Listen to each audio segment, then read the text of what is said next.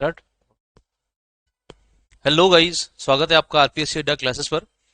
Guys, last class में हमने share capital से रिलेटेड कुछ पार्ट किया था, जिसमें हमने सीखा था कि हम किस तरह से बैलेंस शीट में शेयर कैपिटल का प्रेजेंटेशन करते हैं। हम लोग किस तरह से प्रेजेंटेशन किया जाएगा और किस तरह से नोट्स अकाउंट्स बनाए जाएंगे। आज कुछ हम बेसिक वापस से रिवाइज करेंगे, छोटा सा बेसिक पिछली बार का वापस से रिवाइज करेंगे, और फिर हम कुछ शेयर कैपिटल से रिलेटेड नया पार्ट स्टार्ट करेंगे। So let's start. सबसे पहले कुछ बेसिक समझ लेते हैं, रिवीजन कर लेते हैं छोटा सा, जिसमें आपको थोड़ा बेसिक वापस से समझ में आ जाएगा। देखो, सबसे पहले अगर हम कंपनी की बैलेंस शीट क्रिएट कर रहे हैं तो कंपनी की बैलेंस शीट का जो फर्स्ट हेडिंग होता है वो होता है इक्विटी एंड लाइबिलिटीज। ये हमारा फर्स्ट हेडिंग है, इक्विटी एंड लाइबिलिटीज। कंपनी की बैलेंस शीट दो पार्ट्स में किस तरह से डिवाइडेड है। फर्स्ट पार्ट जो है वो है equity and liabilities, second part जो है वो है एसेट्स। अभी हमें सेकंड पार्ट से कुछ ज्यादा लेना देना नहीं है, जस्ट बिकॉज अभी हम इक्विटी एंड लाइबिलिटीज पे हैं। तो फर्स्ट पार्ट है हमारा इक्विटी एंड लाइबिलिटीज, और यहां से मैं सेकंड पार्ट अभी रब कर दे रहा हूं। हम इक्विटी एंड लाइबिलिटीज के बारे में देखेंगे। इक्विटी का मतलब है जो पैसा शेयर होल्डर्स ने लगाया, या तो जो पैसा शेयर होल्डर्स ने इन्वेस्ट किया, या जो पैसा शेयर होल्डर्स ने इन्वेस्ट नहीं किया, बिजनेस से कमाया और उससे विड्रॉ नहीं किया। मतलब पैसा, शेयर होल्डर्स पैसा कैसे विड्रॉ करते हैं? डिविडेंड के फॉर्म में, लाभांश के फॉर्म में। तो उन्होंने वो पैसा विड्रॉ नहीं किया, बिजनेस में से नहीं निकाला, कंपनी में से नहीं निकाला, तो उसको हम ये मानेंगे कि वो पैसा री इन्वेस्टेड ही है। वो पैसा कंपनी में लगा हुआ है रिजर्व एंड सरप्लस के फॉर्म में, अधिशेष और संचय के फॉर्म में। ठीक है, तो देखो, इक्विटी का दूसरा नाम हम क्या लिखेंगे यहाँ पे? Share holders fund. इंडिया में जितनी भी कंपनीज हैं, उन कंपनीज की अगर आप बैलेंस शीट देखोगे तो आपको इसी तरह से इक्विटी लिखा हुआ नजर आएगा, शेयर होल्डर्स फंड लिखा हुआ नजर आएगा। ये शेयर होल्डर्स फंड लिखा हुआ नजर आ रहा है, मतलब इक्विटी बोलो या शेयर होल्डर्स का फंड बोलो, बात एक ही है। ठीक है, जो पैसा शेयर होल्डर्स ने लगाया that is share holders fund. ये हो गया। अब इसमें कुछ तीन हेड्स हैं जो अलग अलग हैं। तीन हेड्स हैं हमारे। एक हमारा हेड होता है शेयर कैपिटल, पहला हेड। जो ओनर्स ने पैसा लगाया दैट इज शेयर कैपिटल, जो ओनर्स ने इन्वेस्ट किया वो शेयर कैपिटल है। अच्छा, सेकंड हेड है रिजर्व्स एंड सरप्लस, अधिशेष और संचय। जो पैसा शेयर होल्डर्स ने इन्वेस्ट नहीं किया, पर जो पैसा कंपनी से उन्होंने कमाया बट कंपनी से विड्रॉ भी नहीं किया। अगर कंपनी से पैसा विड्रॉ नहीं किया तो मतलब शेयर कैपिटल का पार्ट है। ठीक। और थर्ड पॉइंट है money received against share warrants. Money received against share warrants, ये पैसा वो है शेयर वारंट्स। ये पैसा वो है, ये भी कैपिटल का पार्ट है। हमने कुछ नहीं किया, 10 शेयर्स का एक शेयर वारंट बना दिया। कंपनी बोलती है शेयर होल्डर को कि आपके 10 शेयर का हम लोग एक शेयर वारंट बना दें, कंसोलिडेट करके, कंबाइन करके। तो 10 शेयर्स थे, 10 शेयर्स को एक किया और एक शेयर वारंट बना दिया। भले ही वो शेयर वारंट है तो कैपिटल का पार्ट। तो अगर शेयर वारंट्स कंपनी ने इशू कर रखे हैं तो वो अमाउंट यहां पे आ जाएगा। रिजर्व सरप्लस मतलब अधिशेष और संचय, जितने भी कंपनी के वो सब आ जाएंगे। जितने भी एक्यूमुलेटेड प्रॉफिट्स हैं, संचय हैं, जो मुनाफा इकट्ठा कर रखा है कंपनी ने, डिस्ट्रीब्यूट नहीं किया डिविडेंड के नाम से या लाभांश के नाम से, अगर कंपनी ने उस मुनाफे को डिस्ट्रीब्यूट नहीं किया तो वो लाभांश, सॉरी, वो प्रॉफिट यहां पे आ जाएगा। ठीक है। और अगर मान लो कंपनी में किसी साल में लॉस हुआ तो लॉस भी इसी में होता है। हम लॉस को कैसे बताते हैं? जितने लाभांश उन सबको ऐड कर देते हैं, और अगर कोई लॉस होता है तो उसको हम क्या करते हैं? माइनस कर देते हैं। मतलब उन दोनों का नेट फिगर यहां पे बताते हैं। ठीक है, ये क्लियर। अब हम बात करते हैं शेयर कैपिटल की। शेयर कैपिटल का ये फिगर यहां पे आ जाएगा। ये शेयर कैपिटल का फिगर है, और ये कहां से आएगा? हमने नोट्स अकाउंट बनाना सीखा था। नोट्स अकाउंट्स में हमने सीखा था तीन तरह के शेयर कैपिटल के पार्ट्स हैं, तीन वेरिएंट्स हैं। वो पार्ट नहीं कह सकते, तीन वेरिएंट्स हैं। ठीक है, तो तीन वेरिएंट्स जो हैं वो तीन वेरिएंट शेयर कैपिटल के नोट्स अकाउंट से आएंगे। उसमें कौन सा वेरिएंट यहां पे आएगा? सब्सक्राइब्ड। जो सब्सक्राइब कैपिटल है, जिसको हम पेड अप कैपिटल भी कह सकते हैं, वो कैपिटल यहां पे आ जाएगी शेयर कैपिटल में। ये बैलेंस शीट का फॉर्मेट है, आई होप यू अंडरस्टैंड। ये समझ में आ गया। ये शेयर होल्डर्स फंड के तीन पार्ट्स हैं, share capital, reserves and surplus और money received against share warrants. ये तीन पार्ट समझ में आ गया आप लोगों को। अब एक बार मैं इस शेयर कैपिटल का जो नोट्स अकाउंट है वो आपको समझा देता हूं मैं, ठीक है। जो गाइज ऑनलाइन पढ़ रहे हैं वो भी इसी तरह से अपनी कॉपी में बना लें, जिससे अंडरस्टैंडिंग और क्लियर होती जाएगी। और अभी हम एक बार वो भी रिवाइज करेंगे नोट्स अकाउंट्स, ठीक है। आगे देखते हैं। अब अच्छा एक चीज और बता देता हूं मैं आपको, यहां पे कॉलम और होता है छोटा सा, मैं थोड़ा बनाना भूल गया, उसको कहते हैं नोट नंबर। उस कॉलम में कौन सा आता है, हेडिंग क्या है, हेडिंग है नोट नंबर। सॉरी, यहां नहीं आएगा, वो कॉलम आएगा यहां पर, सॉरी हाँ यहीं पे आएगा नोट नंबर। अब ये शेयर कैपिटल का है नोट नंबर 1, सपोज मान लो। तो शेयर कैपिटल का डिस्क्रिप्शन कहां पे मिलेगा, आप नोट नंबर 1 बनाओगे अभी, यहाँ पे हम नोट नंबर 1 बनाएंगे, वहां पे शेयर कैपिटल का डिस्क्रिप्शन मिलेगा। नोट्स टू अकाउंट्स कैसे बनाते हैं, नोट्स टू अकाउंट्स इस तरह से बना देते हैं हम लोग। ये हमारा हेड है नोट्स टू अकाउंट्स, ठीक है दोस्तों। और नोट नंबर 1 किसका था, नोट नंबर 1 शेयर कैपिटल का। तो यहाँ पे लिखो शेयर कैपिटल, इस तरह से presentation, this is a part of presentation. हम यहाँ पे सिर्फ चीजों को कैसे बताया जा रहा है वो सीख रहे हैं, कोई कैलकुलेशन नहीं है, सिर्फ कंपनी अपनी बैलेंस शीट को कैसे प्रेजेंट करती है दुनिया के सामने। और ये जो फॉर्मेट हम सीख रहे हैं, ये स्केड्यूल जो आया है, ये फॉर्मेट आया है, ये कंपनीज एक्ट ने ही दिया है, हमने हमारी मर्जी से नहीं बनाया। और इंडिया में जितनी कंपनीज है सबको इसी तरह से बनाना होता है, भले वो प्राइवेट लिमिटेड हो, पब्लिक लिमिटेड हो, अनलिमिटेड लाइबिलिटी वाली हो, कोई सी भी कंपनी हो, उनको ऐसे ही बनाना पड़ता है, ठीक। तो शेयर कैपिटल हो गया नोट्स टू अकाउंट्स का हेड नंबर 1, ठीक है। अब शेयर कैपिटल में सबसे पहला है authorized share capital, authorized share capital. देखो दोस्तों, ऑथोराइज्ड शेयर कैपिटल में क्या आएगा, मैक्सिमम परमिसिबल शेयर कैपिटल, जितनी आरओसी ने परमिट करी है।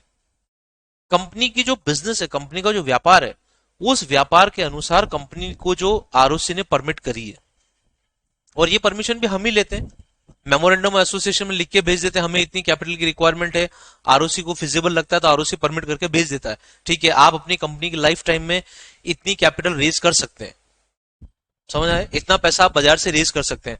और कभी कभी ऐसा भी होता है, वो भी सिखाता हूं, कभी कभी ऐसा होता है कंपनी की जैसे कैपिटल 15 लाख, अब कंपनी का व्यापार बढ़ रहा है, कंपनी और कैपिटल की जरूरत है, तो कंपनी चाहती है कि हमें हमारी कैपिटल करनी 30 लाख, बढ़ानी है हमारी कैपिटल, तो पहले ऑथोराइजेशन कैपिटल बढ़ाना पड़ेगा। उसके लिए क्या करना पड़ता है, कंपनी को अपनी शेयर होल्डर्स मीटिंग में, शेयर होल्डर की मीटिंग में स्पेशल रिजोल्यूशन पास करना पड़ता है। स्पेशल रिजोल्यूशन जब पास होता है, वो स्पेशल रिजोल्यूशन की कॉपी आरओसी को सबमिट की जाती है, फिर आरओसी परमिशन देता है कि भाई आपकी कैपिटल 15 से अब 30 कर दी गई, स्पेशल रिजोल्यूशन पास है इसलिए, ठीक है। यहां तक क्लियर है। कैपिटल बढ़ाने के लिए स्पेशल रिजोल्यूशन पास करवाना पड़ता है, ठीक। नाउ तो ऑथोराइज कैपिटल हमारी permissible capital, maximum permissible capital, जैसे मान लो 1 lakh equity shares at the rate of ₹10 each, ये हो गई ₹10 ईच, ऐसा लिख दो। 10 रुपए का एक शेयर है, 1 लाख शेयर्स परमिसेबल है। अब यहां पे जो टोटल होगी उस कॉलम में आ जाएगा 10 लाख, और इसके नीचे आप 2 लाइन खींच देंगे, इससे ये होगा कि ये कभी टोटल में नहीं जाएगा, ये बैलेंस शीट टोटल में नहीं जाएगा ऑथोराइज कैपिटल, ठीक है। इसके बाद होता है issued share capital, issued share capital. Issued share capital का मतलब है कि हमने इतनी कैपिटल इशू करने का सोचा, हमने सोचा कि इतनी कैपिटल में इशू करना चाहते हैं। 1 लाख परमिसेबल है, बट हमें रिक्वायरमेंट नहीं, अभी हमारा व्यापार इतना बड़ा नहीं है, कंपनी का व्यापार भी छोटा है, तो कंपनी को इतनी कैपिटल की रिक्वायरमेंट नहीं है। तो अगर रिक्वायरमेंट नहीं तो ठीक है ना, इशू मत करो इतनी। कंपनी ने सोचा एक काम करते हैं, 1 लाख शेयर्स हैं, इसमें से हम 50,000 शेयर्स इशू कर देते हैं, 50,000 equity shares at the rate of ₹10 each. ये कंपनी ने सोचा, जैसा सोचा कि हमें इतनी कैपिटल चाहिए, ठीक। कितने हो गई, 5 लाख, ये हो गई 5 लाख, ये क्लियर। अब थर्ड हेडिंग आती है, इसमें थर्ड वेरिएंट है सब्सक्राइब कैपिटल।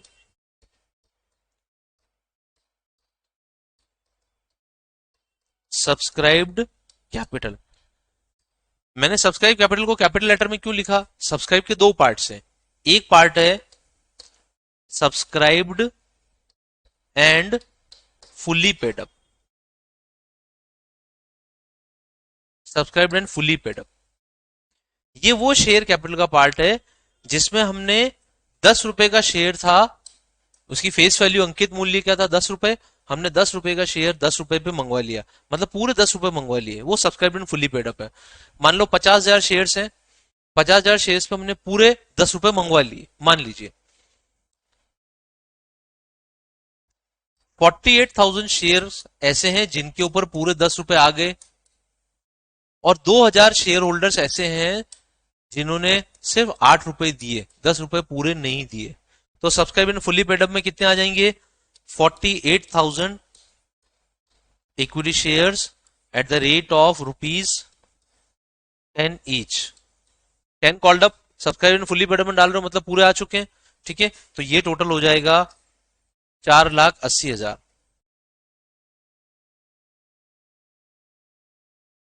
4,80,000 ये टोटल हो गया। अब एक सेकंड कैटेगरी है, वो है subscribed and not fully paid up. Not fully paid up, ठीक है। ये जो 2,000 शेयर है जिन पे पूरा पैसा नहीं आया, वो शेयर्स यहां पे आ जाएंगे नॉट फुल्ली पेड अप में। यहां पे लिख देता हूं छोटा सा, 2,000 equity shares at the rate of ₹10 each, 8 paid up, ऐसा लिखा जाता है 8 पेड अप, ठीक है। तो 2,000 इंटू 8, 16,000। इन पे कितने रुपए आए? 16,000। मतलब टोटल पैसा कितना है हमारे पास? 4,96,000 आया। ये टोटल कॉलम में जाएगा 4,96,000, ये अमाउंट टोटल कॉलम में जाएगा, ठीक है। यहां तक क्लियर? सब्सक्राइब वाला जो अमाउंट है वो टोटल कॉलम है, ये पेडअप कैपिटल है। सब्सक्राइब बोलो पेडअप कैपिटल, बात एक ही है। ये पैसा आया हमारे पास, ठीक है। तो जब हम बैलेंस शीट बनाएंगे, इस बैलेंस शीट में ये जो शेयर कैपिटल का अमाउंट है, इस शेयर कैपिटल के अमाउंट में 4,96,000, 4,96,000 रुपीज आने वाले हैं। ये क्लियर? यहां तक समझ में आ गया आप लोगों को, ठीक है। इस तरह से शेयर कैपिटल का ये बैलेंस शीट है, और ये इसका नोट्स टू अकाउंट्स वाला पार्ट है। यहां पे एक चीज और है, subscribe and not fully paid up की एक बात और कहनी है आपसे। देखो, subscribed and not fully paid up में क्या आता है, मतलब दोनों सब्सक्राइब्ड एंड फुली, और दोनों को समझा देता हूं एक बार। सब्सक्राइब कैपिटल के दो पार्ट्स हैं, एक तो है subscribed and fully paid up,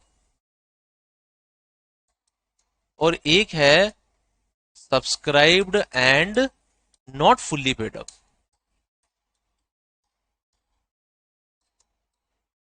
subscribe and fully paid up एक है, subscribe and not fully paid up. इसका मतलब है full face value called up and full face value paid up. 10 रुपए का शेयर था, 10 रुपए मंगवाए, 10 रुपए आ भी गए। अच्छा, इसका मतलब नॉट फुल्ली पेड अप में, नॉट फुल्ली पेड अप में दो चीज है, मैं ऐसे थोड़ा मिटा देता हूं। नॉट फुल्ली पेड अप में दो है, full face value called up but not paid up. पूरा पैसा मंगाया, पर किसी शेयर होल्डर ने पूरा पैसा नहीं दिया। आपने पूरा मंगवाया, बट उसने पूरा नहीं दिया। तो full face value called up but not paid up, पहला। और subscribe not fully paid up में दूसरा है फुल, ऐसा लिख देते हैं सीधे शॉर्ट में, part face value called up. Part face value called up, पूरा पैसा मंगवाया ही नहीं हमने, 10 रुपए में से हमने 5 रुपए मंगवाए, तो वो भी subscribe and not fully paid up में आएंगे। I hope it is clear? समझ में आ गया आपको? यहां तक क्लियर है? चलें आगे बढ़े।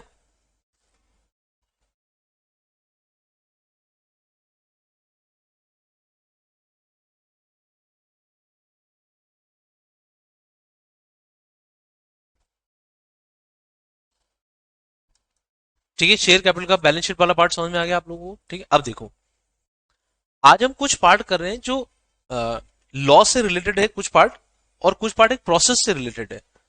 हम थोड़ा सा बेसिक पार्ट समझ रहे हैं जिसमें हम किस तरह से पब्लिक लिमिटेड कंपनी अपने शेयर्स को इशू करती है।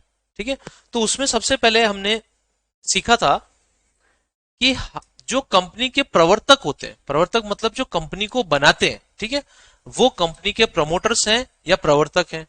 ये लोग कंपनी को बनाते हैं, प्रवर्तक। ठीक है, ये कंपनी को बना रहे हैं। सबसे पहले वो कंपनी को कैसे बनाते हैं, कोई भी कंपनी बनेगी तो कुछ ग्रुप ऑफ पीपल मिलेंगे, कुछ लोग मिलेंगे और कंपनी बनाएंगे। जैसे अगर प्राइवेट लिमिटेड बनानी है तो दो लोग मिले, प्राइवेट लिमिटेड बनाई। पब्लिक लिमिटेड बनानी है तो 7 लोग मिले। समझ आ गया। तो पहली स्टेज है कंपनी को बनाने की, पहली स्टेज है प्रमोशन। प्रमोशन का मतलब है 2 लोग मिले या 7 लोग मिले, उन्होंने कंपनी को प्रमोट किया, बनाया, पहली स्टेज। दूसरा incorporation, incorporation of a company. Company को कैसे इनकॉर्पोरेट किया जाता है, इनकॉर्पोरेशन का मतलब है उसे कैसे रजिस्टर ऑफ कंपनीज में ऐड करवाया जाता है। ठीक है, तो क्या होता है सबसे पहले देखो, ये शायद मैंने सिखाया था आपको, अप्रूवल के लिए भेजा है, नाम अप्रूवल के लिए भेजा है। ठीक है, एक बार वापस रिवाइज कर लेते हैं। सबसे पहले हम नाम भेजते हैं अप्रूवल के लिए, नेम अप्रूवल। किसको भेजते हैं नाम, हमें जिस कंपनी को नाम, हम हमारी कंपनी का जो नाम रखना है वो अप्रूवल के लिए भेजते हैं आरओसी को। ठीक है, आरओसी अप्रूव करता है नाम, नाम अप्रूव होकर आ जाता है। फिर हम एमओए भेजते हैं, एमओए मेमोरेंडम ऑफ एसोसिएशन भेजते हैं। कंपनी का चार्टर है वो कंपनी के बारे में बताता है एमओए। ठीक है, उसके बाद जो प्रमोटर्स हैं उनके उनकी हाँ मतलब declaration, declaration to subscribers of memorandum, subscribers to memorandum मतलब जो कंपनी को प्रमोटर्स हैं वो मेमोरेंडम को सब्सक्राइब कर रहे हैं, वो अपने नंबर ऑफ शेयर्स लेंगे। ये प्रॉमिस लिख के भेजना पड़ता है उनको, डिक्लेरेशन कि कंपनी के जितने शेयर्स, हम प्रमोटर हैं, हमारे जितने शेयर्स होते हैं हम उतने शेयर्स खरीदेंगे, वो लिख के भेजते हैं, साइन करके भेजते हैं डिक्लेरेशन। ठीक है, फिर declaration by first directors, declaration by first directors. जो कंपनी के फर्स्ट डायरेक्टर्स हैं वो भी डिक्लेरेशन भेजते हैं कि हम कंपनी के फर्स्ट डायरेक्टर बनना चाहेंगे, वो भी डिक्लेरेशन भेजते हैं, अपनी कंसेंट भेजते हैं कि हम कंपनी के फर्स्ट डायरेक्टर बनना चाहते हैं, साइन करके भेजते हैं। ठीक है, ये हो गया इनकॉर्पोरेशन। अब a company has to obtain the commencement of business certificate. Company को नेक्स्ट स्टेज में क्या करना पड़ता है, कमेंसमेंट ऑफ बिजनेस सर्टिफिकेट लेना पड़ता है। Commencement of business certificate company कैसे लेती है, कितने दिनों में लेना पड़ता है कंपनी को, 180 दिनों में। कब से 180 दिन गिने जाएंगे, 180 दिन गिने जाएंगे डेट ऑफ इनकॉर्पोरेशन से, डेट ऑफ इनकॉर्पोरेशन से। जिस दिन कंपनी बनाई गई उस दिन से 180 दिन गिनने हैं। इन 180 दिनों के भीतर कंपनी को कमेंसमेंट ऑफ बिजनेस सर्टिफिकेट लेना है आरओसी से। ठीक है, फिर कंपनी प्रोस्पेक्टस इशू करती है, अगर उसको बाजार से पैसा उठाना है तो कंपनी अपना प्रोस्पेक्टस इशू करती है। ठीक है, प्रोस्पेक्टस में कंपनी के बारे में लिखा होता है, ठीक है, कि ये कंपनी, ये डायरेक्टर्स हैं, ये व्यापार करना, ये प्रोजेक्ट है, ये सब लिखा होता है कंपनी के बारे में। कोई भी जो शेयर होल्डर या मेंबर, कोई आदमी जो शेयर लगाना चाहता है वो पहले प्रोस्पेक्टस को पढ़ता है और प्रोस्पेक्टस को पढ़ने के बाद फिर एप्लीकेशन लगाता है। ठीक है, देखो हाँ ठीक है। अब एक कंपनी, जब भी कंपनी में शेयर लगाए जाते हैं तो एक मिनिमम सब्सक्रिप्शन होता है। मिनिमम सब्सक्रिप्शन का मतलब है एक मिनिमम एप्लीकेशन आनी चाहिए आपके पास। जैसे मान लो कंपनी चाहती है कि हमें 1 लाख शेयर्स इशू करने हैं। कितने शेयर्स बाजार में इशू करने हैं, 1 लाख कंपनी चाहती है। ठीक है, अब कंपनी ने प्रोस्पेक्टस इशू कर दिया। कंपनी में जो लोग हैं, जो जो पॉपुलेशन है, उस पॉपुलेशन ने इंटरेस्ट नहीं दिखाया कंपनी में। यार इस कंपनी में पैसा कौन लगाएगा, इसका व्यापार फ्लॉप हो जाएगा, कंपनी में इंटरेस्ट नहीं दिखाया लोगों ने, तो 1 लाख शेयर्स की एप्लीकेशन आई नहीं। तो अगर एप्लीकेशंस कम आएगी तो व्यापार चालू ही नहीं कर पाओगे। आप एप्लीकेशन क्यों लगवा रहे लोगों से? पैसे के लिए। पैसे, चेक आएगा साथ में, एप्लीकेशन के साथ में चेक आएगा, पैसा आएगा आपके पास, तभी आप व्यापार चालू कर पाओगे। सेबी ने बोला कि अगर आप पब्लिक इशू ला रहे हो, आप एक पब्लिक कंपनी हो, तो मिनिमम 90% एप्लीकेशन आ जानी चाहिए आपके पास। 90% मतलब 1 लाख शेयर्स आप इशू करना चाहते हो, 1 लाख का 90%, 90,000 शेयर्स की एप्लीकेशन आ जानी चाहिए। अगर आपके पास 90,000 शेयर्स की एप्लीकेशन नहीं आई तो आप व्यापार चालू नहीं कर पाओगे, इसलिए मिनिमम 90% की लिमिट लगाई गई है यहां पे। अब कभी कभी क्या होता है, कंपनी जानती है 90% अगर लिमिट नहीं क्रॉस हुए हम लोग तो हम व्यापार चालू नहीं कर पाएंगे। मान लो 1 लाख में से 50,000 शेयर्स की एप्लीकेशन आई,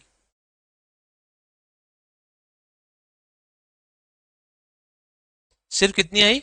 50,000 शेयर्स की एप्लीकेशन आई। अब कंपनी अपना व्यापार चालू नहीं कर सकती है, ठीक है। अगर मिनिमम सब्सक्रिप्शन रिसीव नहीं हुआ है तो कंपनी के पास 50,000 शेयर्स का जो पैसा आया वो कंपनी को 15 दिन के अंदर रिफंड करना पड़ेगा, विद इन 15 डेज। ये भी एक लिमिट दी गई है, ठीक है। जिस दिन आपका इशू क्लोज हुआ था, इशू ओपन और हाँ, ये जब कंपनी बन रही है, ऐसा कभी भी ऐसा भी होता है, कंपनी बनने के बाद भी कंपनी बाद में और आईपीओ लेके आती है, इनिशियल पब्लिक ऑफर लेके आती है।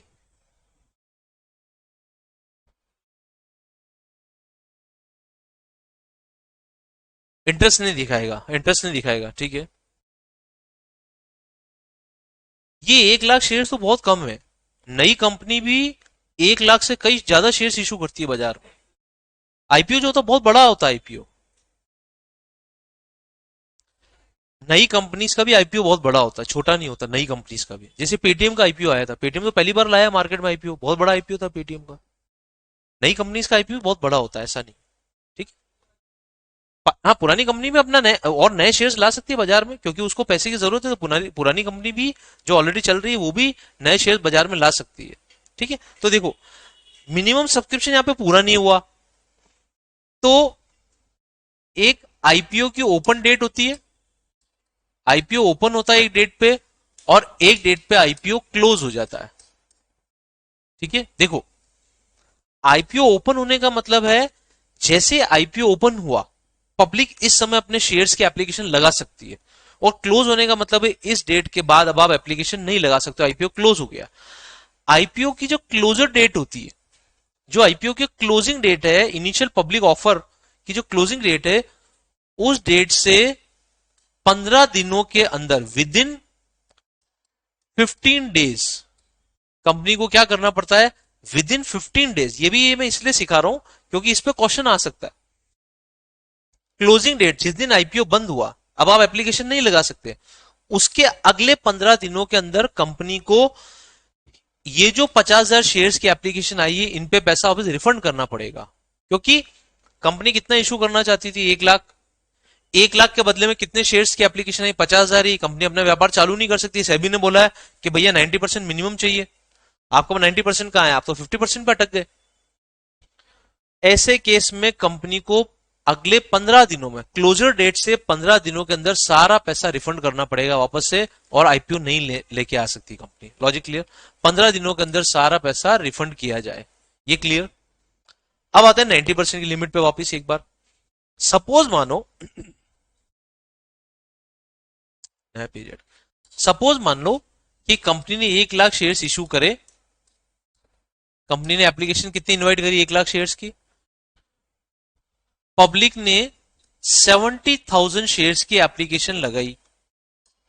पब्लिक ने बोला 70,000 शेयर्स की एप्लीकेशन ही आई। पब्लिक 30,000 कम पड़ गए, या 90% में भी 2,000 कम पड़ गए, सॉरी 20,000। 90% करने के लिए कितने चाहिए? 20,000 और शेयर्स की एप्लीकेशन चाहिए। ऐसे केस में कंपनी इस सिचुएशन से बचने के लिए कंपनी पता क्या करती है? कुछ लोगों को अपॉइंट करती है जिनको कहते हैं अंडर राइटर्स। आपने सुना होगा शायद अंडर राइटर्स। अंडर राइटर्स सुना होगा। अंडर राइटर्स कौन होते हैं?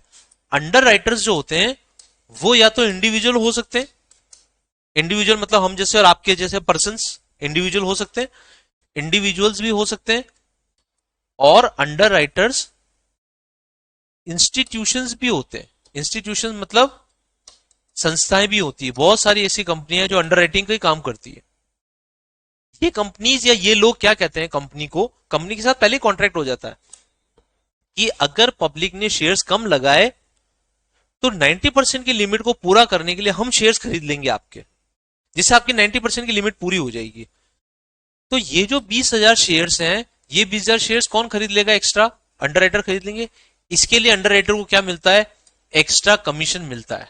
कॉन्ट्रैक्ट किया जाता है पहले से और इसको अंडर राइटर को कमीशन मिलता है, जिसको हम कहते हैं under writing commission. I hope you understand. एक कमीशन दिया जाता है इनको, भाई ये पैसा लगा रहे बेचारे, जिस कंपनी में पब्लिक पैसा नहीं लगाना चाहती उसमें बेचारे रिस्क ले रहे हैं, पैसा लगा रहे हैं, तो इनको एक तो कमीशन मिलता है। दूसरी बात क्या होती है, ये कमीशन कमाते हैं। अच्छा, अंडर राइटिंग कमीशन कौन सा एक्सपेंस होता है? Under writing commission preliminary expenses होता है। प्रीलिमिनरी एक्सपेंस होता है, ये प्रीलिमिनरी एक्सपेंसेस हमारा कैपिटल लॉस है। प्रीलिमिनरी एक्सपेंस क्या है? प्रीलिमिनरी एक्सपेंसेस कैपिटल लॉस है। It's a capital loss. इस कैपिटल लॉस को कैसे राइट ऑफ करते हैं? कैपिटल प्रॉफिट से। हमेशा कैपिटल लॉसेस को राइट ऑफ करने के लिए कैपिटल प्रॉफिट काम आएगा, जैसे security premium reserve, SPR, capital reserve. Capital reserve या सिक्योरिटी प्रीमियम, ऐसे जो कैपिटल प्रॉफिट्स होते हैं, इनको राइट ऑफ करने के लिए कैपिटल प्रॉफिट्स ही काम आते हैं। पूंजी, ये पूंजीगत हानि है, और पूंजीगत हानियों को राइट ऑफ करने के लिए पूंजीगत प्रॉफिट की ही जरूरत है। ठीक है, लॉजिक क्लियर? अच्छा, अब इनको क्या फायदा? एक तो अंडरराइटिंग कमीशन मिलेगा, दूसरा मान लो इन लोगों ने 20,000 शेयर्स खरीदे आज, ये 20,000 शेयर्स इन्होंने आज खरीद लिए, आगे चलकर जब कंपनी की थोड़ी वैल्यू बढ़ेगी तो इनके शेयर्स की वैल्यू भी बढ़ेगी, ये शेयर्स बेच के और प्रॉफिट कमा के निकल जाएंगे। इनको ये फायदा होता है, इन्होंने पैसा लगाया तो दोनों तरफ से फायदा मिलता है इनको। ये लॉजिक क्लियर? तो कंपनी 90% की अपनी लिमिट को पूरा करने के लिए किसका अपॉइंटमेंट करती है, किससे कॉन्टेक्ट कर लेती है? पहले ही कंपनी अंडरराइटर से। यहां तक क्लियर? समझ में आ गया आप लोगों को कंपनी कैसे इशू लेके आती है? ठीक है, चलो अब हम कुछ छोटे छोटे टॉपिक्स रह गए, उसको भी आज कंप्लीट करते हैं।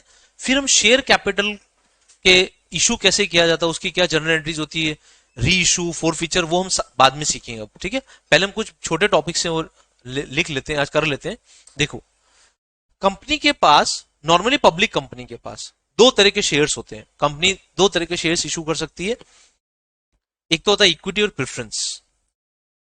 प्राइवेट लिमिटेड कंपनी के शेयर्स का नाम कुछ भी रख सकते हो आप, ये सबसे इंपॉर्टेंट बात होती है।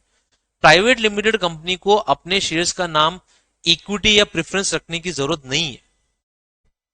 प्राइवेट लिमिटेड कंपनी ने, एक प्राइवेट लिमिटेड कंपनी है, उसने अपने शेयर्स का नाम रखा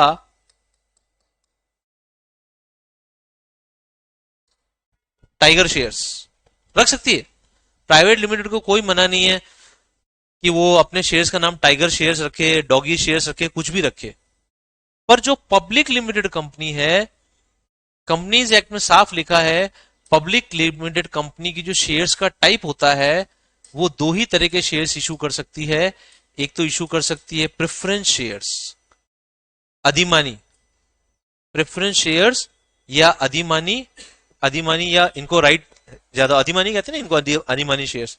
और इक्विटी शेयर्स, इक्विटी शेयर मतलब जो जनरल नॉर्मल शेयर्स होते हैं वो इक्विटी शेयर्स होते हैं, सामान्य शेयर्स, इक्विटी शेयर्स। ठीक है, देखो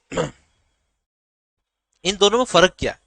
प्रेफरेंस शेयर्स वो शेयर्स हैं जिनको दो प्रेफरेंसेस हैं, दो प्रायोरिटीज दी गई है, मतलब दो इनको एक्स्ट्रा फैसिलिटीज दी गई है, दो ऐसे राइट दिए गए हैं, इसलिए इनका नाम है प्रेफरेंस शेयर्स। ठीक है, कैसे देखो, प्रेफरेंस शेयर मतलब पहली इनकी प्रेफरेंस या पहला इनका राइट है कि इनको डिविडेंड पहले मिलेगा। अगर इक्विटी वालों को डिविडेंड दिया जा रहा है तो उससे पहले इनको देना पड़ेगा। और डिविडेंड कैसे मिलेगा? या तो फिक्स्ड रेट पे मिलेगा, इनका डिविडेंड का रेट फिक्स है, या फिर फिक्स्ड अमाउंट पे मिलेगा। रेट और अमाउंट दोनों में से कुछ भी हो सकता है। कैसे हो सकता है? देखो, प्रेफरेंस शेयर्स का नाम क्या होता है मैं बताता हूं। प्रेफरेंस शेयर्स का नाम ही ऐसा होता है 7% प्रेफरेंस शेयर्स, ये नाम है इसका। इसका नाम क्यों है 7%? क्योंकि इनको डिविडेंड किस रेट से मिलेगा, 7% की रेट से ही मिलेगा। या तो फिक्स रेट से मिलेगा या इनका अमाउंट फिक्स होगा, इस अमाउंट से मिलेगा। Logic clear? ठीक है। तो एक तो डिविडेंड का प्रायोरिटी, इनको डिविडेंड पहले मिलेगा, और एक रीपेमेंट के समय इनको पहले पैसा मिलेगा। Repayment before equity shares, repayment before equity shares, equity shares at the time of winding up. Company के वाइंडिंग अप के समय, कंपनी के वाइंडिंग अप के समय इनको पहले पूंजी प्राप्त होगी वापस से। इनकी जो पूंजी इनको पहले रिटर्न की जाएगी। ये दोनों राइट्स हैं इनको, इनको पहले पूंजी दी जाएगी और पहले डिविडेंड दिया जाएगा। होता है ना भाई, कुछ लोगों को पहले खाना जिमाया जाता है, फिर दूसरे लोगों को जिमाया जाता है, घर में बड़े बुजुर्ग को पहले खाना खिलाया जाता है, वैसा है। इनको राइट मिले हुए हैं डिविडेंड और रीपेमेंट के राइट्स। यहां तक क्लियर आपको? अब हम बात करते हैं इक्विटी शेयर्स की। देखो, इक्विटी शेयर्स वो शेयर्स हैं, अच्छा पहले इक्विटी शेयर्स की डेफिनेशन देखो। इक्विटी शेयर्स की डेफिनेशन नेगेटिवली डिफाइंड है। इक्विटी शेयर्स को क्या डिफाइन किया गया? दो shares which are not preference shares। जो प्रेफरेंस शेयर्स नहीं है वो इक्विटी शेयर्स है, खत्म। ये डेफिनेशन नेगेटिवली डिफाइंड है। यहां तक क्लियर? अब सारे राइट इनको दे दिए तो इनको बेचारों को क्या मिला? इनको सबसे इंपॉर्टेंट राइट मिला, पैसे का राइट इनको नहीं मिला, पर इनको पावर का राइट मिला, वो है वोटिंग राइट। इनको वोटिंग राइट दिया जाता है। इनके पास वोटिंग राइट है कंपनी में, इनके पास वोटिंग राइट नहीं है। और साथ ही साथ इनको एक दूसरा फायदा और है, वो फायदा ये है, एक तो कंपनी मान लो वाइंडिंग अप में चली गई, मान लो लास्ट में कंपनी के पास कुछ पैसा नहीं बचा, मान लो कंपनी वाइंडिंग अप में गई और लास्ट में कुछ पैसा नहीं बचा कंपनी के पास, तो इक्विटी शेयर होल्डर्स वालों को कुछ नहीं मिलेगा। इसीलिए इक्विटी शेयर कैपिटल का नाम है risk capital. Risk capital, risk capital नाम है इसका। तो जहां पे रिस्क है वहां पे इस्क भी है। कैसे? यहां पे रिस्क है तो इनको इस्क भी दिया है, इनको वोटिंग राइट दिया है। दूसरा, इनको जो डिविडेंड मिलता है वो डिविडेंड थोड़ा सा हायर रेट पे मिलता है। जैसे प्रेफरेंस वालों को 7% पे दे रहे हैं, तो इसका तो फिक्स है कि भैया देखो 7% पे मिलेगा। इसको थोड़ा सा हायर रेट 10%, 20% तक दिया जाता है, 25% तक दिया जाता है। जैसे अभी टाटा मोटर्स ने 200% डिविडेंड दिया, सॉरी 300% डिविडेंड दिया, तो 2 रुपए पे 6 रुपए का डिविडेंड मिला, 2 रुपए के शेयर पे 6 रुपए का डिविडेंड मिला, 300% डिविडेंड दिया टाटा मोटर्स ने। इस तरह से तो इनको जो डिविडेंड का रेट है, वो डिविडेंड का रेट क्या? Higher dividend rate. इनका डिविडेंड का रेट क्या? हायर है, थोड़ा ज्यादा है। ये लॉजिक क्लियर? तीसरा, इनको एप्रिसिएशन मिलता है, कैपिटल एप्रिसिएशन, क्योंकि ये शेयर्स बाजार में फ्लोट हो सकते हैं। इनको कैपिटल एप्रिसिएशन मतलब पूंजीगत मुनाफा मिलता है। जैसे अभी कुछ टाइम पहले जिस दिन पार्लियामेंट का रिजल्ट आया था, अपने जिस दिन मतलब अपने चुनाव का रिजल्ट आया था, लोकसभा के चुनाव का, उसके अगले दिन शेयर बाजार एकदम से डिप हुआ। शेयर बाजार डिप हुआ, लोगों ने उस समय शेयर्स खरीदे, और उस समय उस दिन जिसने शेयर्स खरीदे ना, उनके शेयर्स का भाव अभी बहुत अच्छा मिल रहा है उनको, और कुछ ही दिनों में। क्योंकि अभी शेयर बाजार अब हाई चल रहा है। कल जरूर डाउन हुआ शेयर बाजार, क्योंकि वो कुछ बांग्लादेश की वजह से भी और वक्फ बोर्ड का जो रिजल्ट आने वाला था उसकी वजह से भी कुछ थोड़ा गिरा शेयर मार्केट। बट उस दिन से लेकर आज शेयर मार्केट बहुत अप है। इसका मतलब क्या हो रहा है? इसका मतलब ये हो रहा है शेयर मार्केट एकदम अप है, तो वहां पे जिसने कम रेट में शेयर खरीदा उसको फायदा मिल रहा है, इक्विटी वालों को फायदा मिलता है।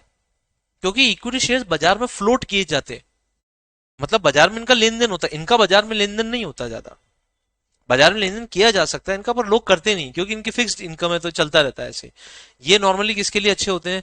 जो रिटायर्ड पर्सन है, उनको फिक्स इनकम चाहिए अपने परिवार को चलाने के लिए, या रिटायरमेंट है तो कोई दिक्कत नहीं है, इसलिए उनके लिए होते हैं बेसिकली।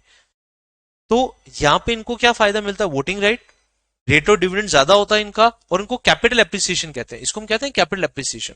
एप्रिसिएशन मतलब इनको, इनका जो वैल्यू, उस वैल्यू में मुनाफा मिलता है।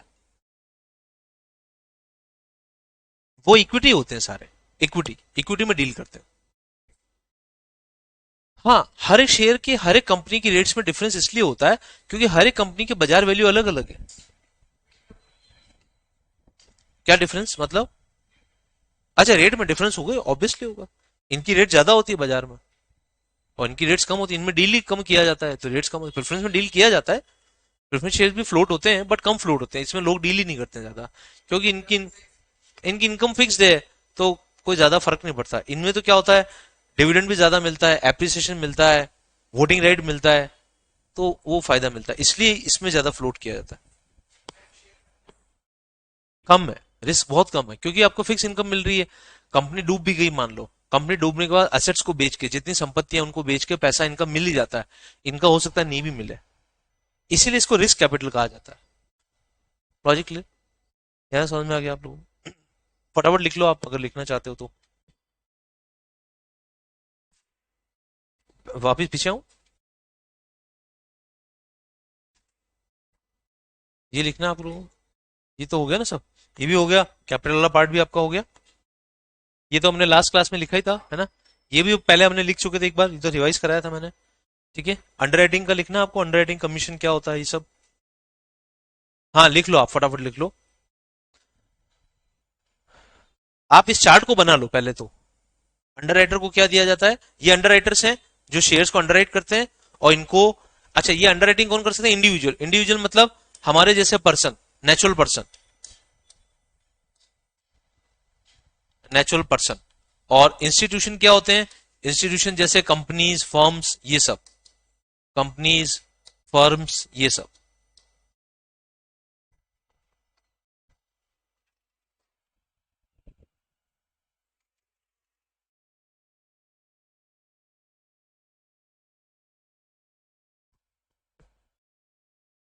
जो स्टूडेंट्स ऑनलाइन देख रहे हैं वो भी इस चार्ट को बना लें, अंडर राइटिंग कमीशन के लिए। अंडर राइटर्स किसको कहते हैं हम लोग?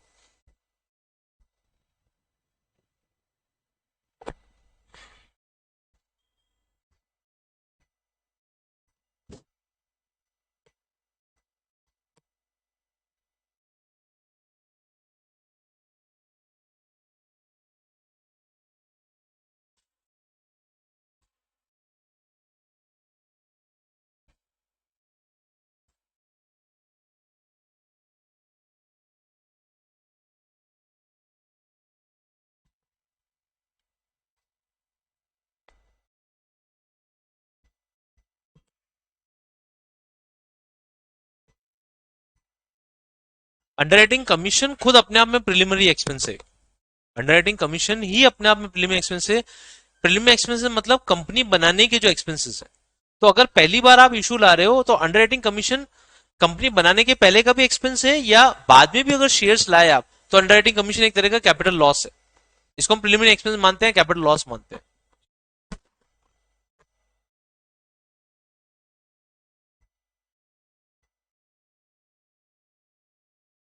आगे बढ़े हम लोग।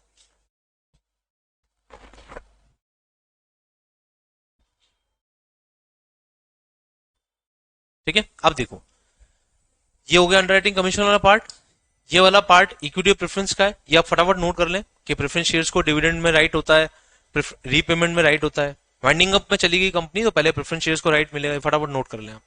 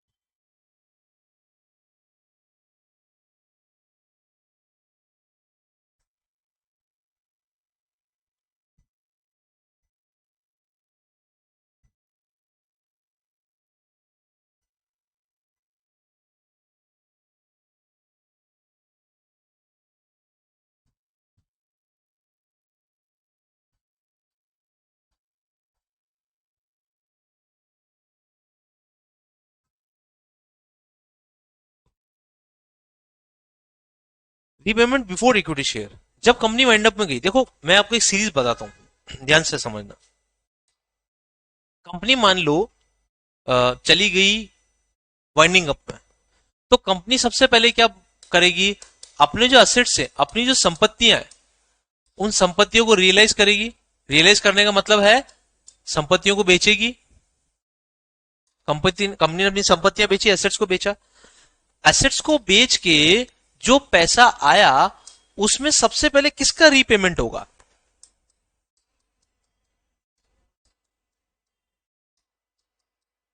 एसेट्स को बेच के सबसे पहले जो पैसा आया, उसमें सबसे पहले आउटसाइड लाइबिलिटीज का पेमेंट होगा।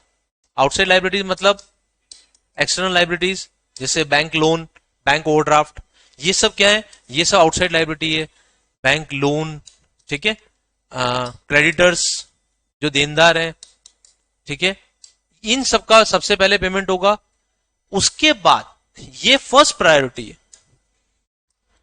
सेकेंड प्रायोरिटी है प्रेफरेंस शेयर्स या प्रेफरेंस शेयर कैपिटल, ये सेकेंड प्रायोरिटी है। और लास्ट में विचारों का नंबर आएगा, अगर पैसा बचा तो किसका नंबर आएगा? इक्विटी शेयर कैपिटल का। इसीलिए इक्विटी शेयर कैपिटल को क्या कहा जाता है? इसीलिए इक्विटी शेयर कैपिटल को रिस्क कैपिटल कहा जाता है। लॉजिक समझ में आया आपको? सीरीज समझ में? लिख लो आप, ये फटाफट चार्ट बना लो कि कंपनी इस तरह से रीपेमेंट करती है। जल्दी से लिखो, है ना, टाइम स्लो है, टाइम कम है, फटाफट करें।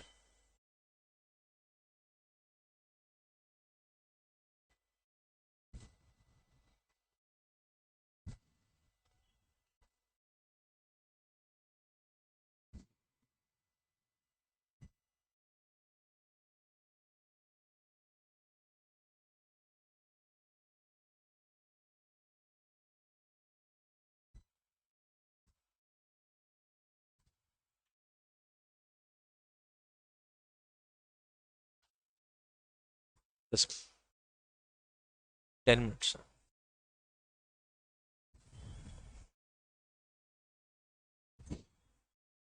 ठीक है, आगे बढ़े। अब देखो, ये भी समझ में आ गया आपको कैसे रीपेमेंट होगा? असेट्स को बेचा जाएगा सबसे पहले, फिर आउटसाइड लाइबिलिटीज का पेमेंट होगा, फिर प्रेफरेंस शेयर वालों का, फिर इक्विटी वालों का।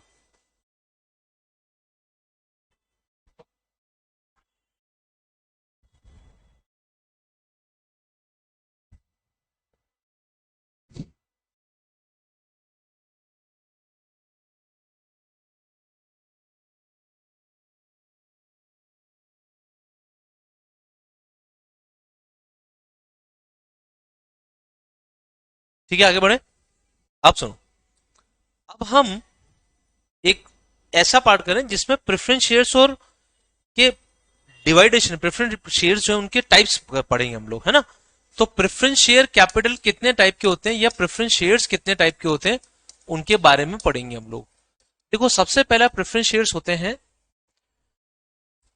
डिविडेंड राइट के ऊपर, on the basis of dividend, on the basis of dividend, जो लाभांश पे किया जाता है, लाभांश के बेस पर, डिविडेंड के बेस पर प्रेफरेंस शेयर्स कितने तरह के होते हैं?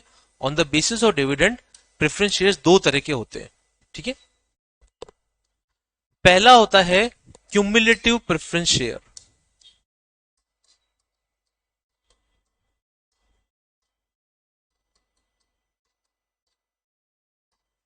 और एक होते हैं नॉन क्यूमुलेटिव।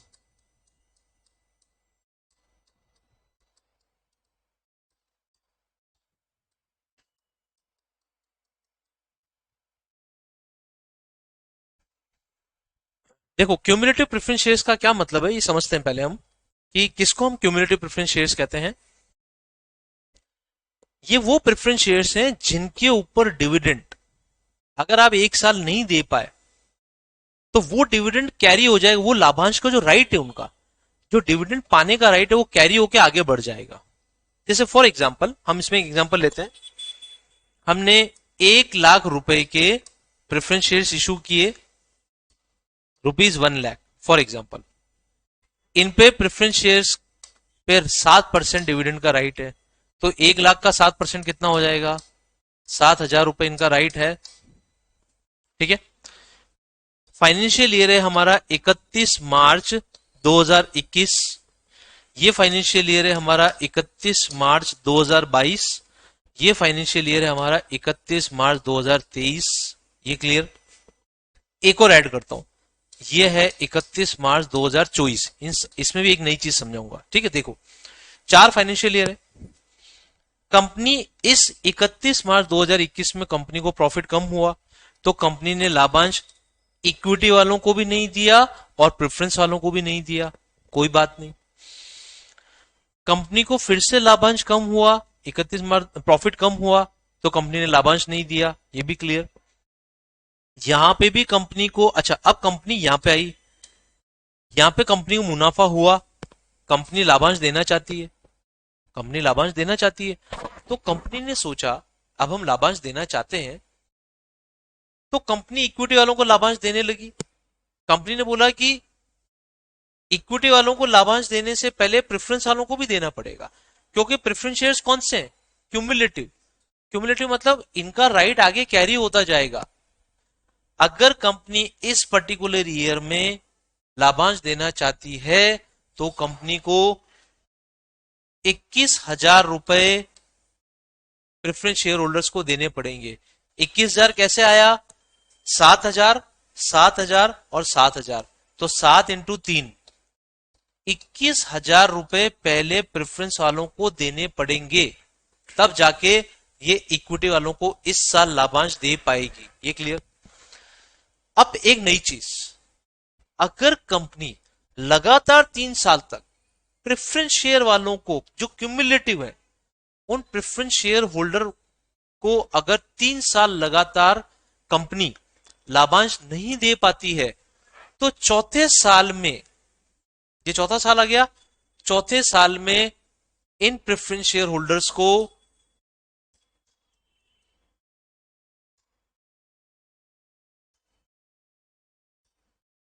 वोटिंग राइट मिल जाएगा। जिस तरह से इक्विटी वालों को वोटिंग राइट, इनको भी वोटिंग राइट मिल जाएगा। ये सबसे इंपॉर्टेंट क्लॉज है लॉ का। क्योंकि ऐसे के लॉ ने ऐसा क्यों किया? लॉ ने ऐसा इसलिए किया, कंपनी क्या करती है, शेयर होल्डर्स को पागल बनाती है, कंपनी उनके साथ हैरेसमेंट करती है, पैसे ले लेती, डिविडेंड देती नहीं उनको सालों तक। Logic clear. तो इस तरह से लॉ ने को कि अगर आप 3 साल तक लगातार डिविडेंड नहीं दे पाए, तो चौथे साल में इनको वोटिंग राइट मिल जाएगा, इक्वल टू इक्विटी। ठीक है, ये समझ में आ गया। एक होते हैं non cumulative. Non cumulative preference shares वो हैं जिनको अगर डिविडेंड नहीं भी मिला, ठीक है, अगर डिविडेंड नहीं दे पाई कंपनी, तो उनका डिविडेंड राइट उसी साल में लैप्स हो जाएगा। लैप्स मतलब खत्म, नहीं दे पाई, ठीक है कोई नहीं। हाँ, बट इनको भी वो राइट होता है, अगर इनको भी 3 साल तक लगातार कंपनी नहीं दे पाई, तो इनको भी वोटिंग राइट मिल जाएगा। पर डिविडेंड राइट जिस साल का जिस साल में लैप्स हो जाएगा, अगर नहीं दे पाई तो। अगर इक्विटी वालों को नहीं दिया तो इनको भी नहीं मिलेगा, नहीं मिला तो नहीं मिला, दैट्स इट। Logic clear. ऐसे प्रेफरेंस शेयर्स को कहते हैं हम नॉन क्यूमुलेटिव प्रेफरेंस शेयर्स। ठीक है, यहां तक क्लियर है? देख लें आप फटाफट से।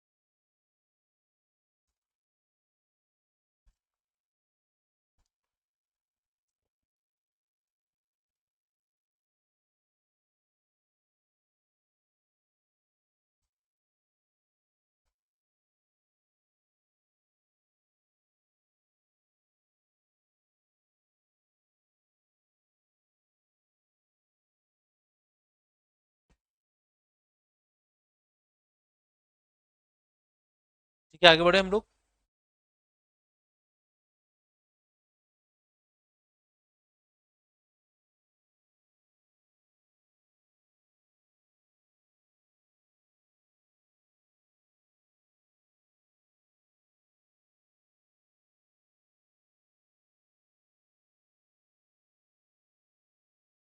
ठीक है, अब हम बात करते हैं एक दूसरे तरह के प्रेफरेंस शेयर्स की, जो बेसिस, जो जिनका बेस क्या है, on the basis of participation,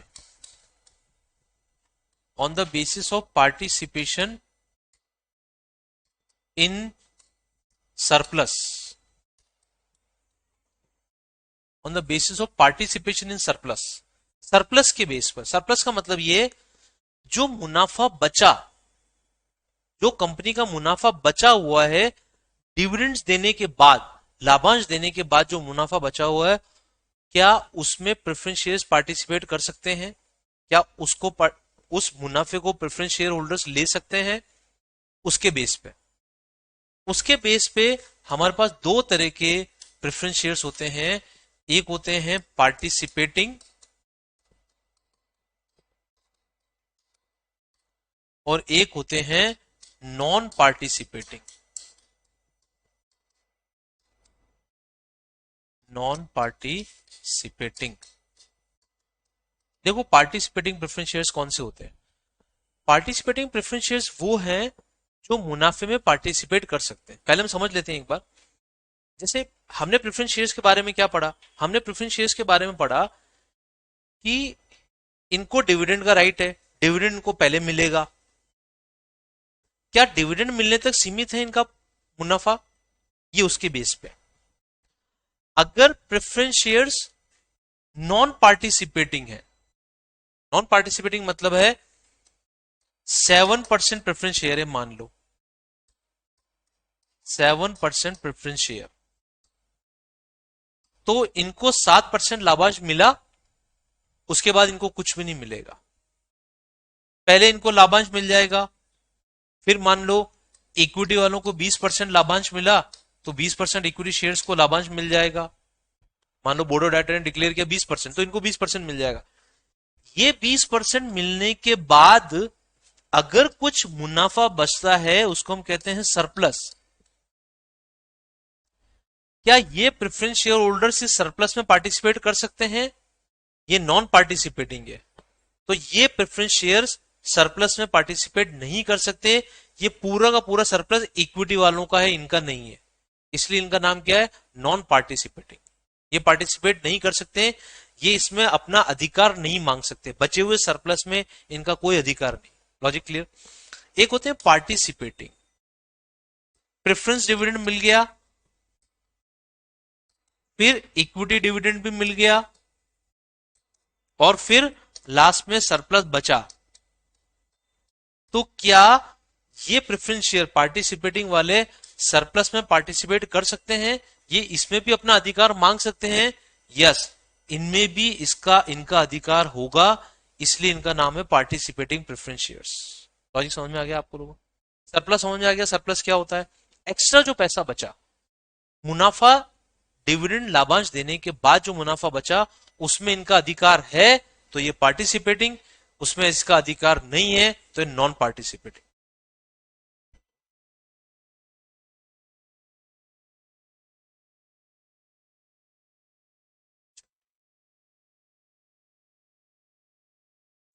हाँ हाँ, फेस वैल्यू पे इक्विटी। हाँ, इनको जो प्रेफरेंस शेयर होंगे उनको टाटा पहले ही दे चुका है। अब टाटा ने 300% मुनाफा दिया, तो फेस वैल्यू का मुनाफा दिया, फेस वैल्यू 2 रुपए, 2 रुपए का 300% हो गया 6 रुपए, 6 रुपए मुनाफा दे दिया। 6 रुपए मुनाफा देने के बाद भी कंपनी के पास बहुत प्रॉफिट बचता है, उसमें अगर ये पार्टिसिपेट कर सकते हैं तो ये पार्टिसिपेटिंग है, नहीं कर सकते नॉन पार्टिसिपेटिंग। सिंपल। आगे समझ में?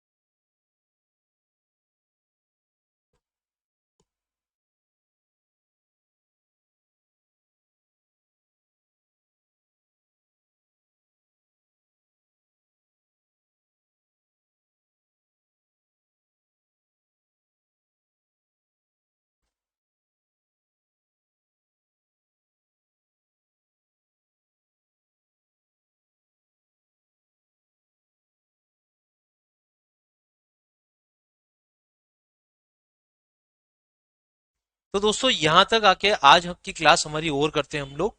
हम नेक्स्ट क्लास में, अभी प्रेफरेंस शेयर से रिलेटेड कुछ और पार्ट्स बाकी रह गए हैं हमारे, हम नेक्स्ट क्लास में वो टाइप्स पढ़ेंगे। और नेक्स्ट क्लास में हम लोग शेयर कैपिटल के जो बाइफरकेशन है, जैसे शेयर कैपिटल का पैसा किस तरह से मंगवाया जाता है, किस स्टेज पे कौन सा पैसा मंगवाया जाता है, वो हम नेक्स्ट क्लास में करेंगे। आई होप कि आपको ये सब कुछ पार्ट समझ में आया होगा। जो स्टूडेंट्स ऑनलाइन है अभी हमारे पास, वो स्टूडेंट्स स्टेप बाय स्टेप करके जो भी बोर्ड पे लिखा गया है वो अपनी कॉपी में नोट करें, जिससे लास्ट में पढ़ते समय आपको कोई प्रॉब्लम ना आए। Thank you very much, good bye.